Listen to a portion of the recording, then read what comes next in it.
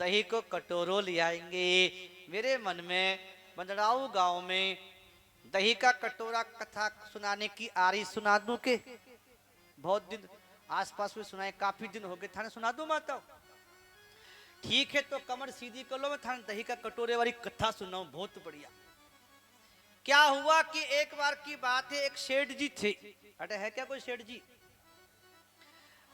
और सेठ जी थे, सेठ जी की एक सेठानी थी और एक लड़का, बड़े प्रेम से प्राणी रहते। सेठ जी ने क्या किया, अपने बच्चे की शादी कर दी और घर में आ गई बीननी। कौन आ गई? जोर से बोला करो, बीननी। बीननी। और महाराज बीननी बड़ी चोखी आई और सासू जी की बड़ी सेवा करे। आलू के परांठे बना बना के सासू ने खिला और सासू फूल करके मोटी 95 किलो की हो गई। बोलो हाँ नारायण। और महाराज वो सासू जी अपनी बहू की बीननी की बड़ी बड़ाई करती। हमारी बिजली बड़ी चक्की है, हमारी बिजली बड़ो काम करे, हमारी बिजली मशीन इतना काम करे, मशीन की तरह। और माताओं, अगर बिजली के हाथ की रोटी खानी है ना, तो बिजली की बढ़ाई किया करो, बुराई मत किया करो कभी। अब समय बीता तो क्या हुआ माता भाइयों, सास जो थी मर गई। कौन मर गई? किसकी? बिजली की। अब सास मर गई तो ससुर जी क्या हो गए भैया जी?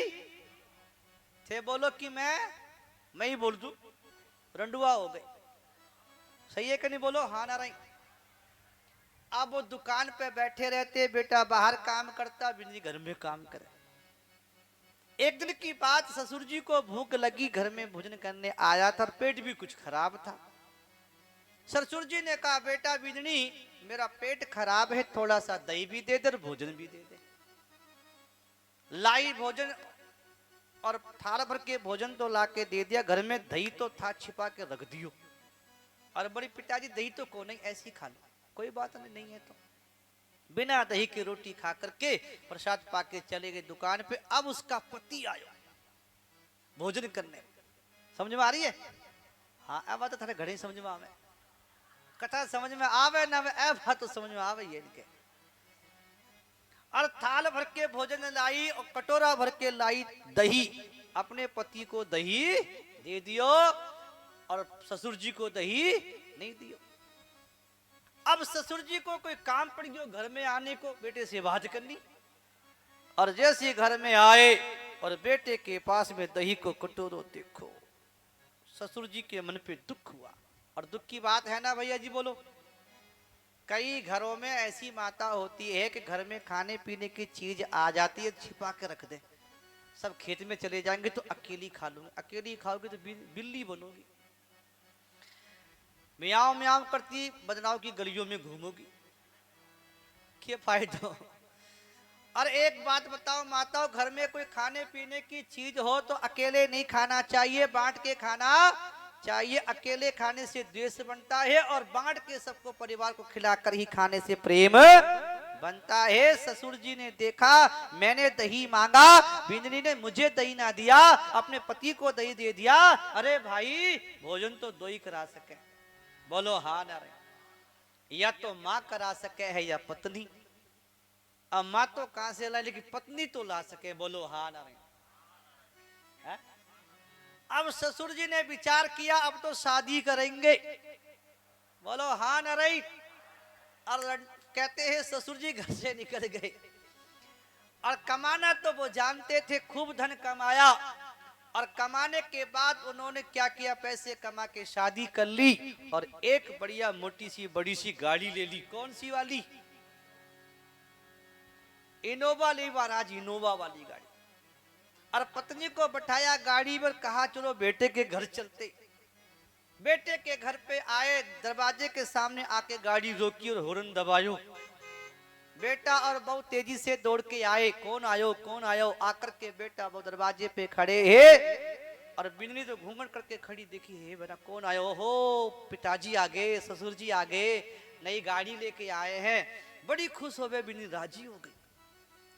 और जैसी उसके ससुर जी गाड़ी से उतरे तो और की पत्नी भी गाड़ी से नीचे उतरी और जय बिजली देखी है बहना राण कौन पीछे पीछे आ रही, अरे कौन राण कौन आ गई। बिजली को तो चिंता होगी, बोलो हाँ ना रही। अंदर चली गई, अपने पति से कहा तुम्हारे पिताजी अकेले गए थे, एक सागे स्त्री को लाए, कौन है कि थे ही पूछ ले, कि थे ही पूछो। बेटे ने बाप से पूछा पिताजी अकेले गए थे, एक स्त्री को सागे लाए हो, कौन है कि बेटा पूछे कौन है, कि आपकी बिजली पूछे कि उसी को भेज दे, उसी को बताऊंगा। अब महाराज बिजली आई, घूंघट करके खड़ी होगी।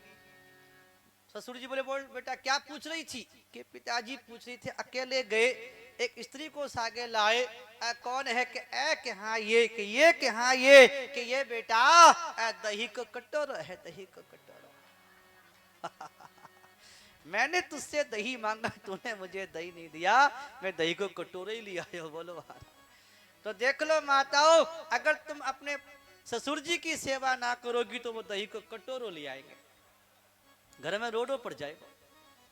कहने का अर्थ है कि जिस पेड़ से हमने फल खाए, आम खाए, अमरूद खाए, क्या उस पेड़ को पानी देना हमारा कर्तव्य है कि नहीं, बोलो भैया जी। ऐसी माताओं, जिन सास ससुर से आपको पति मिले हैं, उन सास ससुर की सेवा करना आपका कर्तव्य है कि नहीं। पति कब राजी होंगे, जब उसके माँ बाप को राजी कर दो सेवा करके, तो पति अपने आप ही राजी हो जाएंगे।